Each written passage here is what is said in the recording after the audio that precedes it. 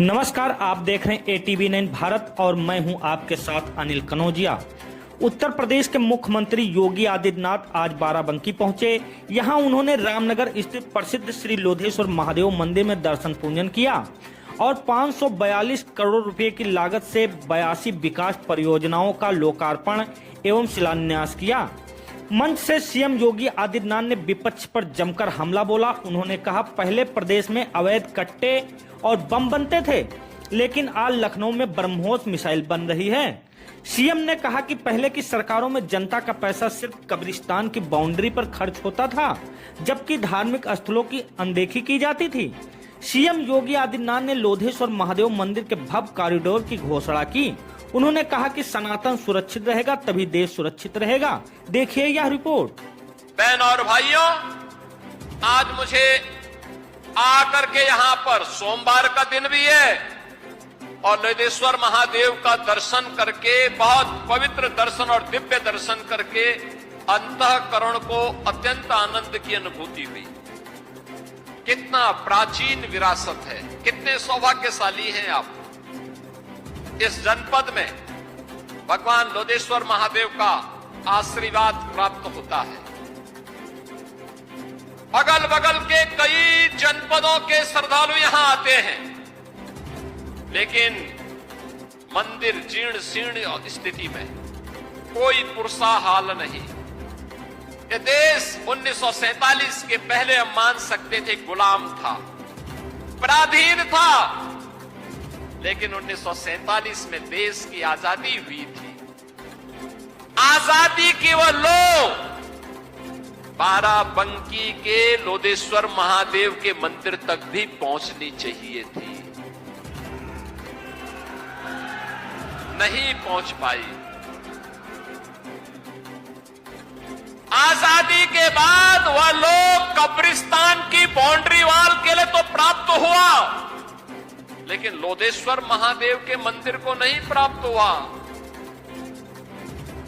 Hockey के लिए जिन्होंने भारत के राष्ट्रीय खेल हॉकी के लिए पूरा जीवन समर्पित किया, ऐसे केडी सिंह बाबू के हवेली के लिए नहीं वह पैसा उपलब्ध हो पाया था। पारिजात के महाभारत कालीन उस वृक्ष के संरक्षण के लिए नहीं हो पाया था। आज मुझे बताते हुए गौरव की अनुभूति हो रही है। बहन और भाइयों, हमने भारत के विरासत के प्रतीक बाराबंकी की पहचान भगवान लोधेश्वर महादेव के इस पवित्र मंदिर के कॉरिडोर के लिए भी धनराशि स्वीकृत कर दी है। और आज मैंने देख करके अत्यंत आनंद की अनुभूति हुई। कितना भव्य कॉरिडोर बन रहा है काशी विश्वनाथ धाम की तर्ज पर। काशी विश्वनाथ धाम की तर्ज पर अब हमारे लोधेश्वर महादेव मंदिर का भी कॉरिडोर बनेगा और आने वाला हर श्रद्धालु, चाहे वह बाराबंकी का हो, अयोध्या का हो, बहराइच का हो, गोंडा का हो, सीतापुर, लखीमपुर, लखनऊ, उन्नाव, हरदोई, रायबरेली, अमेठी, फतेहपुर और पूरा बुंदेलखंड क्षेत्र भी आता है। जो भी आएगा अभिभूत होकर के जाएगा और बदले में आशीर्वाद और धन्यवाद आपको देकर के जाएगा।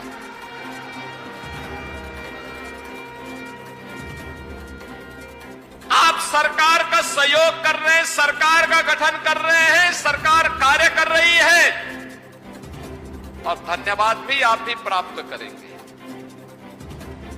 बहन और भाइयों, यही काम तो हमारी सरकार ने किया है। अभी हम गोला गोकर्णनाथ में भी ऐसा ही भव्य कॉरिडोर का निर्माण कर रहे हैं। भव्य कॉरिडोर।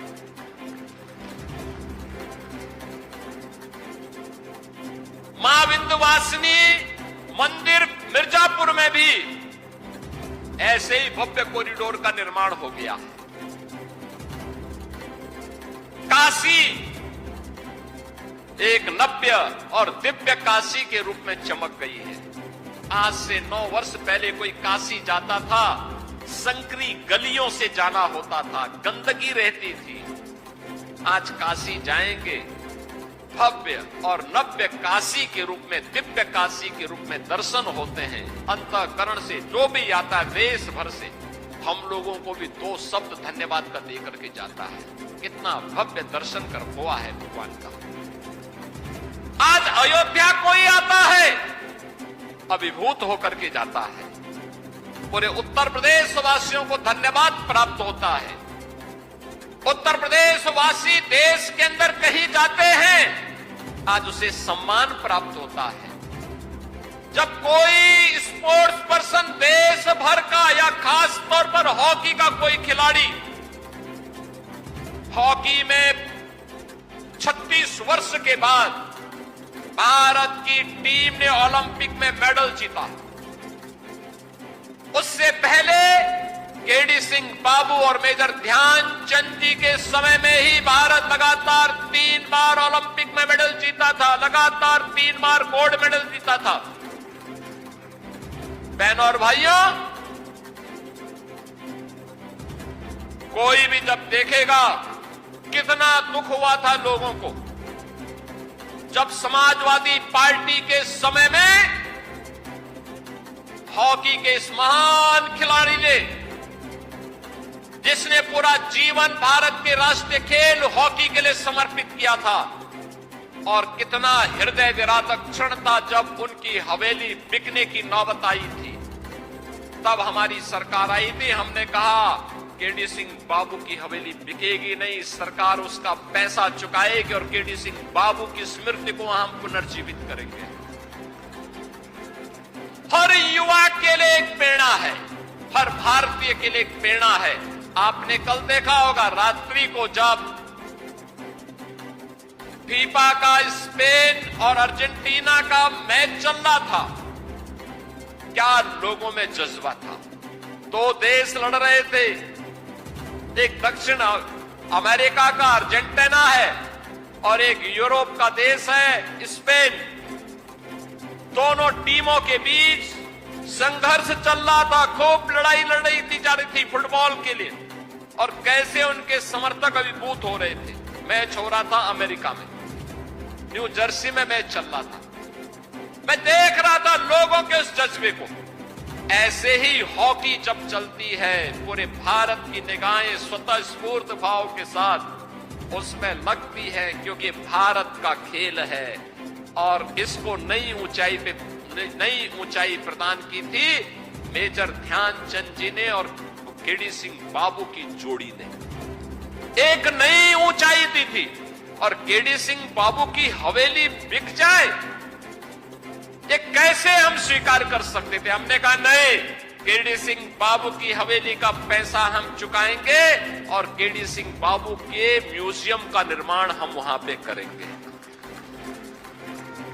बहनों और भाइयों, जब अच्छी सरकार आती है तो अच्छी सरकार ऐसे ही कार्यों को करके आगे बढ़ती है। विरासत, ये विरासत सनातन धर्म की पहचान है, याद रखना। इसी विरासत के संरक्षण के लिए, सनातन मूल्यों की रक्षा करने के लिए, यहां पर जो मैं कह रहा था कि अलग अलग समय में अलग अलग महापुरुषों ने अपना योगदान दिया। राजा बलभद्र सिंह चलारी जी ने भी अपना बलिदान इसी बात को लेकर कर दिया था। देश की आजादी के लिए अपने रणबांकुरों के साथ उन्होंने ब्रिटिश हुकूमत की चूने हिला दी थी। मात्र 18 वर्ष की उम्र में वो लड़े थे। मात्र 18 वर्ष, क्या उम्र होती है 18 वर्ष की, लेकिन देश की आजादी के लिए उससे बढ़कर के कुछ नहीं हो सकता। और यही तो काम किया था राजा बलभद्र सिंह ने, यही काम किया था कवि लाखन पासी जी ने, यही काम तो किया था देश की इसी गुलामी से मुक्त करने के लिए, देश की स्वाधीनता को बनाए रखने के लिए महाराजा बिजली पासी ने। यही तो योगदान दिया था महाराज सोहेलदेव ने, यही तो योगदान दिया था महाराणा प्रताप ने, छत्रपति शिवाजी महाराज ने और गुरु गोविंद सिंह जी महाराज ने। आज हम स्मरण करते हैं इसलिए क्योंकि देश की स्वाधीनता को बनाए रखने के लिए उन्होंने अपना योगदान दिया। और ये मेरी सरकार का सौभाग्य है, हमारी सरकार ने महाराज सुहेलदेव का भव्य स्मारक बहराइच में उसी स्थान पर बनाया है जहां पर महाराजा सुहेलदेव ने एक विदेशी आक्रांता सालार मसूद को मारा था। उसकी पूरी सेना के साथ उसको चकनाचूर किया था। उसी स्थान पर हमने भव्य कॉरिडोर बनाया है, भव्य कॉरिडोर महाराजा सुहेलदेव का बनाया है। हमारी सरकार लखनऊ में वीरांगना उदा देवी पासी का भी भव्य एक बटालियन, पीएसी की बटालियन ही हमने गठित की है। हमने वीरांगना झलकारी बाई कोरी के नाम पर गोरखपुर में पीएसी की एक बटालियन का गठन किया है। और ऐसे ही बदायूं में अवंती बाई लोधी के नाम पर, वीरांगना अवंती बाई लोधी के नाम पर एक पीएसी की महिला बटालियन का गठन हम लोगों ने वहां पर भी किया है।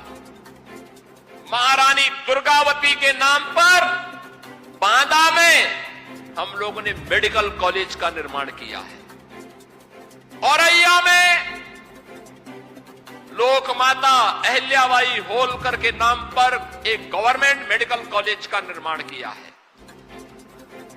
अयोध्या में इंटरनेशनल एयरपोर्ट महर्षि वाल्मीकि के नाम पर किया है। अयोध्या में रेन बसेरा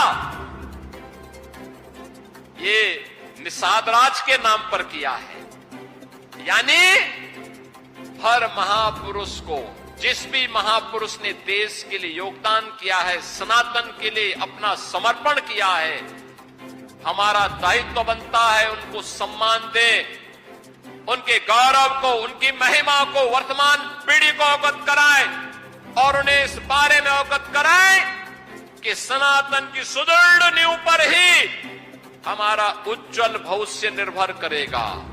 हमारा भविष्य इस पर निर्भर करेगा। सनातन सुरक्षित है, हम सब सुरक्षित हैं। और अगर सनातन के ऊपर कोई खतरा आएगा तो बहनों और भाइयों, ये खतरा कोई बच नहीं पाएगा।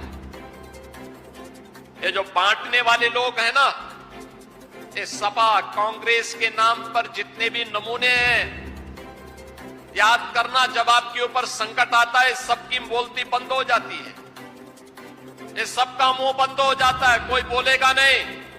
और यही कारण था, पैसा आपका, लेकिन वो पैसा खर्च होता था कब्रिस्तान की बाउंड्री वाल के नाम पर। महादेवा के लिए पैसा नहीं मिलता था, अयोध्या के लिए पैसा नहीं मिलता था। महाराज सुहेलदेव के नाम पर, महाराज बिजली पासी के नाम पर, महाराज लाखन पासी के नाम पर, वीरांगना उदा देवी पासी के नाम पर, वीरांगना अवंतीबाई लोधी के नाम पर, वीरांगना झलकारी बाई कोरी के नाम पर, लोकमाता अहिल्याबाई होलकर के नाम पर, या काशी विश्वनाथ धाम के नाम पर, या गोला गोकर्ण के नाम पर कोई पैसा नहीं प्राप्त होता था, कोई पैसा नहीं मिलता था। इसको वे सांप्रदायिक कहते थे। कब्रिस्तान की बाउंड्री वाल बनाना उनके लिए यह धर्मनिरपेक्षता का एक मानक बन गया था। लेकिन कावड़ यात्रा पे रोक लगा देना, जन्माष्टमी के आयोजन को प्रतिबंधित कर देना, रामनवमी के शोभा यात्रा को रोक देना, दुर्गा पूजा के पंडालों को प्रतिबंधित करना, इसको वे धर्मनिरपेक्षता का मानक मानते थे, उसका स्टैंडर्ड मानते थे कि धर्मनिरपेक्ष वही है जो ये काम करेगा। हमें ऐसे धर्मनिरपेक्षता को उखाड़ फेंक करके सनातन की सुदृढ़ भूमि पर एक सुरक्षित भारत के निर्माण की दिशा में आगे बढ़ना पड़ेगा। एक सुरक्षित भारत के लिए कार्य करना पड़ेगा। और जो लोग धर्मनिरपेक्षता के नाम पर सनातन को अपमानित करते थे, ये वही लोग थे, ये वही लोग थे। एक और आपको अपमानित करते थे, आपके पर्व और त्योहार के पहले उपद्रव करते थे, अराजकता फैलाते थे। और दूसरी तरफ अपने बुर्गों से अवैध वसूली करवाते थे। यानी उन्होंने कोई निवेश तो किया नहीं, क्योंकि अराजकता थी, कर्फ्यू था, दंगा था। तो वे लोग क्या करते थे, गांव-गांव में, शहर में उन्होंने कट्टा और बम बनाना शुरू करा दिया। उस कट्टे और बम से फिर व्यापारी लूटा जाता था, बेटी की इज्जत के साथ खिलवाड़ होता था। और आज कट्टा और बम नहीं, अब तो लखनऊ में ब्रह्मोस मिसाइल बन रही है। ब्रह्मोस मिसाइल एक बार जब दागा जाता है ना, तो पाकिस्तान से लेकर के उसके आका तक सबकी नींद उड़ जाती है और सब बाप बाप कह करके चिल्लाते हुए दिखाई देते हैं। यह है आज के भारत की ताकत। आज ब्रह्मोस मिसाइल बन रही है। आज डिफेंस मैन्युफैक्चरिंग कॉरिडोर का एक नया केंद्र यूपी बन गया है। अब बेटी भी सुरक्षित है और व्यापारी भी सुरक्षित है, तो बड़े बड़े निवेश आ रहे हैं और यूपी के नौजवानों को यूपी के अंदर ही काम भी मिल रहा है, नौकरी मिल रही है। सरकार का पहले के सिद्धांत, स्पष्ट सिद्धांत है। पहले दिन ही हमने कह दिया था कि सरकार बिना भेदभाव के कार्य करेगी, किसी के साथ भेदभाव नहीं करेगी। गरीब के लिए, दलित के लिए, वंचित के लिए, किसान के लिए, महिलाओं के लिए, समाज के उस प्रत्येक तबके के लिए सरकार कार्य करेगी, बिना भेदभाव के कार्य करेगी। प्रधानमंत्री मोदी जी का सबका साथ, सबके विकास के मंत्र को हम लोगों ने जमीनी धरातल पर उतारा है। लेकिन हम लोगों ने यह भी कहा कि कोई उपद्रव करेगा, बेटी और व्यापारी की इज्जत के साथ खिलवाड़ करेगा, तो दो ही जगह होगी, या जेल जगह होगी या जहन्नुम जगह होगी। इसके अलावा तीसरी कोई जगह नहीं होगी। बहनों और भाइयों, आज उसी का परिणाम है। आप अब यूपी के बाहर कहीं जाएंगे, आज से 9 वर्ष पहले जाते थे, लोग आपको शक की निगाह से देखते थे, संदेह करते थे, आपसे 10 कदम दूरी बनाते थे। यूपी के लोगों के सामने, यूपी के नौजवानों के सामने पहचान का संकट खड़ा किया था एक कांग्रेस और समाजवादी पार्टी के लोगों ने। आज मैं कह सकता हूं, यूपी का नौजवान, यूपी का कोई नागरिक यूपी के बाहर जाता है और सामने वाले को अगर आप अपनी पहचान दे देते हैं कि मैं उत्तर प्रदेश से हूं, मैं बाराबंकी से हूं, मैं अयोध्या से हूं, मैं लखनऊ से हूं, अगर आप कह देंगे, सामने वाले के चेहरे पर चमक दिखती है। और जो पहले 10 कदम पीछे भागता था, वह उसकी इच्छा होती कि 10 कदम आगे चल करके वो आपको गली से मिल ले। ये है सम्मान आज का। ये पहचान का संकट खड़ा करने वाले लोग कौन थे? यही समाजवादी पार्टी है जो बांट रही है, जाति जाति को लड़ा रही है। यही समाजवादी है। बेटी की सुरक्षा के लिए यही सपाई खतरे बने हुए थे और उस समय कहावत ही चल पड़ी थी कि देख सपाई बिटिया घबराई। बहनों और भाइयों, याद रखना, नए लोगों को बताइए इनकी गुंडागिर्दी के बारे में, इनके उपद्रव के बारे में, इनकी अराजकता के बारे में, इनके द्वारा विकास के कार्यों में लूट के बारे में। आप लखनऊ में जाते होंगे, ताज होटल के ठीक पीछे एक ऊंची खड़ी बिल्डिंग दिखाई देती है, उसको कहते हैं जेपीएनआईसी। ये जेपीएनआईसी ये देश के अंदर इमरजेंसी के खिलाफ आवाज को उठाने वाले, एक नया संघनाद करने वाले लोकनायक जयप्रकाश जी के नाम पर बनी हुई समाजवादी पार्टी बना रही थी। उस बिल्डिंग की कीमत कितनी थी? 200 करोड़। खर्च हो गया 864 करोड़ और अभी भी अधूरी थी, अधूरी, पूरी नहीं हो पाई। ये लूट थी समाजवादी पार्टी की। पूर्वांचल एक्सप्रेसवे, पूर्वांचल एक्सप्रेसवे का निर्माण हमारी सरकार ने किया और एक्सप्रेसवे का शिलान्यास जब हमने किया उससे पहले समाजवादी पार्टी भी उसका शिलान्यास कर चुकी थी, लेकिन काम प्रारंभ नहीं किया।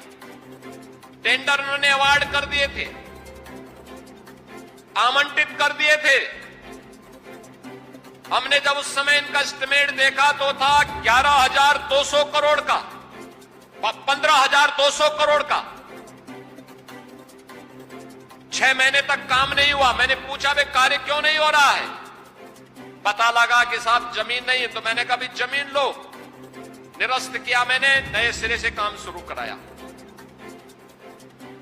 जब 2 वर्ष के बाद जमीन आई, हमने फिर से शिलान्यास प्रधानमंत्री जी को बुला के शिलान्यास करवाया। पता लगा कि इसका टेंडर भी 15,200 करोड़ का आया है। मुझे कुछ शक हुआ, मैंने फिर कैंसिल करवाया और फिर नए सिरे से हमने एक साथ टेक्निकल और फाइनेंशियल बिड मंगवाई। आप आश्चर्य करेंगे, उसी एक्सप्रेसवे को जिसको समाजवादी पार्टी 15,200 करोड़ में बना रही थी, हमने 11,800 करोड़ रुपए में उस पूर्वांचल एक्सप्रेसवे को बना दिया। ये समाजवादियों का डकैती है। गोमती रिवर फ्रंट कुल एस्टिमेट आया था 168 करोड़ का, खर्च हो गया 1700 करोड़ और तो भी अधूरा। अब मुझे बताओ, ये जो पैसा पे डकैती डाल रहे थे, पैसा क्या कोई सिपाही घराने का पैसा है क्या? नहीं, ये पैसा आपका पैसा है। ये पैसा आपका पैसा है। कांग्रेस के समय में उनके बेईमानी और भ्रष्टाचार के खिलाफ एक प्रधानमंत्री तो यहां तक बोल लिए कि 100 रुपया बेचता हूं, नीचे केवल 15 रुपया जाता है। 85 रुपया ऐसा ये बेईमान खा जाते हैं। तो बेईमान कौन, किसका पैसा था वो? बहनों और भाइयों, चाहे वह समाजवादी पार्टी की डकैती हो या कांग्रेस की लूट, ये पैसा वही पैसा है जो आज किसी गरीब और किसी अनुसूचित जाति और पिछड़ी जाति के नौजवान को स्कॉलरशिप के रूप में मिल रहा है। किसी गरीब बेटी की शादी जिस पैसे से आज हो जा रही है, कन्या सुमंगला योजना के माध्यम से जो पैसा आज बेटियों को प्राप्त हो रहा है, टैबलेट के रूप में नौजवानों को एक टैबलेट उपलब्ध हो जा रहा है, अन्नदाता किसानों को किसान सम्मान निधि का लाभ मिल जा रहा है, किसी गरीब को सिर ढकने के लिए, छत के लिए प्रधानमंत्री आवास या मुख्यमंत्री आवास योजना का लाभ मिल जा रहा है। ये वही पैसा है जो हर गरीब को 5 लाख रुपए की स्वास्थ्य बीमा के रूप में भी प्राप्त हो जा रहा है।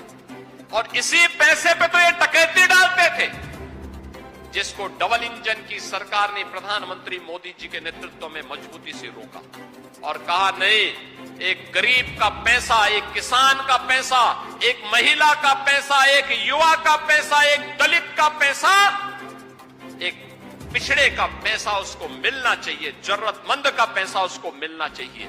आज उसी पैसे को हम लोगों ने लूट से बचा करके आपके खाते में पहुंचाने का काम किया है। ये जो विकास हो रहा है, ये जो कॉरिडोर बन रहा है भगवान लोधेश्वर महादेव का, ये वही पैसा है जो पैसा पहले ये लोग कब्रिस्तान के नाम पर डाइवर्ट करते थे। हमने उसका मुंह केवल घुमा दिया। हमने कहा उधर नहीं, ये पैसा इधर आना चाहिए, ये पैसा इधर आना चाहिए। भगवान लोधेश्वर महादेव का कॉरिडोर बनेगा तो भगवान लोधेश्वर महादेव की कृपा से बाराबंकी विकास करेगा। युवाओं की नौकरी पे सिपाही सिंडिकेट का कब्जा था, नीलामी होती थी नौकरी। आज तो मुझे अच्छा लगता है जब मैं लखनऊ में नियुक्ति पत्र वितरित करता हूं तो बाराबंकी का नौजवान में भी, पुलिस में भी भर्ती होता है। Uttar Pradesh public service commission में एसडीएम भी बनता है, डिप्टी एसपी भी बनता है। केडी सिंह बाबू की विरासत को आगे बढ़ाने के लिए स्पोर्ट्स कोटे से भी नौकरी मिलती है। हर एक स्तर पर आज बाराबंकी आगे बढ़ रहा है। प्रगतिशील किसानों की एक लंबी श्रृंखला भी बाराबंकी ने दी है और प्रधानमंत्री जी ने उसको एप्रिशिएट करते हुए कैसे पद्म पुरस्कार बाराबंकी के ही श्री राम शरण परमा जैसे प्रगतिशील किसानों को प्राप्त होता है। बहन और भाइयों, इसी की तो कमी थी पहले, इसी की कमी थी। ये लोग आज भले ही कुछ बोले, लेकिन इनका वास्तविक चरित्र सनातन विरोधी है। इनके कार्य डकैती डालने जैसे हैं। जनता के हक पर, विकास की परियोजनाओं पर ये लोग डकैती डालने का काम करते थे और इनके कारनामे ऐसे थे जो उत्तर प्रदेश वासियों के सामने पहचान का ही संकट खड़ा कर देते थे। आज यूपी आगे बढ़ रहा है। बॉटम 3 से टॉप 3 इकोनॉमी के रूप में यूपी आगे बढ़ा है। आज आप देखते होंगे, प्राकृतिक आपदा आती है, बाढ़ आती है, सरयू मैया में पानी आता है, लेकिन बाढ़ बचाव के पुख्ता उपाय किए जा रहे हैं। अस्थायी समाधान की तरफ हम जा रहे हैं।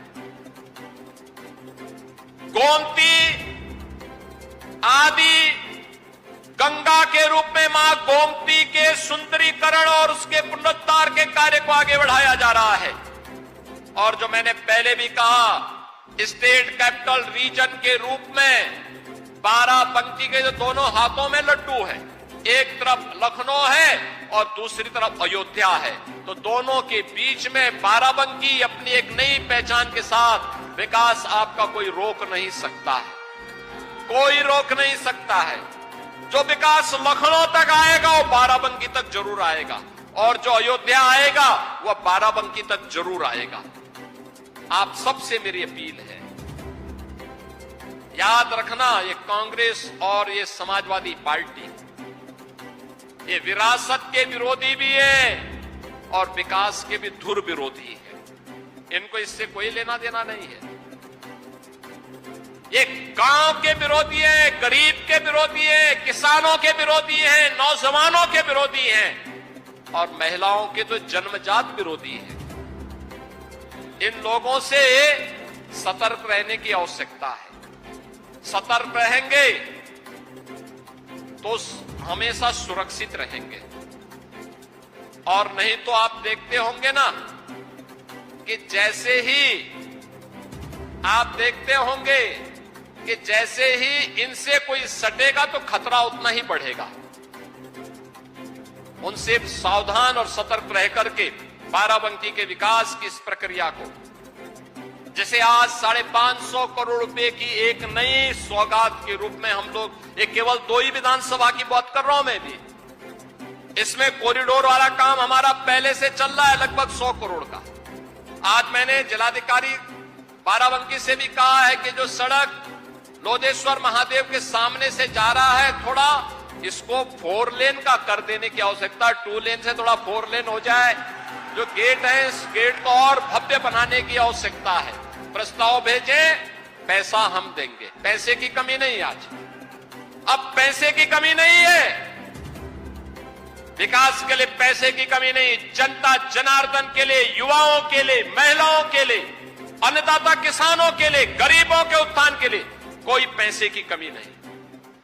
हर कार्य जनता को समर्पित है और उसी समर्पण भाव के साथ आज हम सब आए हैं आपके बीच में कहने के लिए। आपने यहां पर दरियाबाद से सतीश चंद्र शर्मा जी को चुनाव जिता करके भेजा। विकास तेजी के साथ कर रहे हैं, वे यहां तो कर ही रहे हैं, लेकिन साथ साथ अन्य जनपदों में जाकर के कार्य भी कर रहे हैं। आपने देखा होगा पहले क्या होता था, एक समाजवादी पार्टी के समय में गरीब का राशन सब चट कर जाते थे।